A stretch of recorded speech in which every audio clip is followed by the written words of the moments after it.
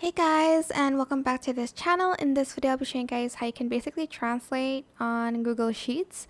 So just type in this formula, equal sign, Google Translate, and then select the text, comma, so type in like the language code, which is EN, and then also type in what you're going to translate it in. So I'm just going to type in ES, and it's going to hopefully translate to the language that I want it to be in. As you can see, this is what strawberry is in Spanish, which is fresa. And yeah, that is it. I hope this tutorial was helpful for you guys. Don't forget to like, comment, share, and also subscribe to this channel if you haven't done that already. If you have any more questions, just leave it in the comment section down below. I will try my best to answer them all for you guys.